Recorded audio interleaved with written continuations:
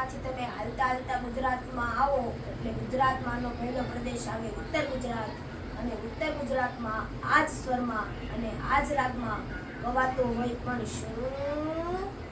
હે કૃષ્ણ ભગવાન હાલ્યા દ્વારિકાને કાંઈ, કૃષ્ણ ભગવાન હાલ્યા દ્વારિકાને કાંઈ, લીધો રે મણિયારા વાળે એલા હોવે હોવે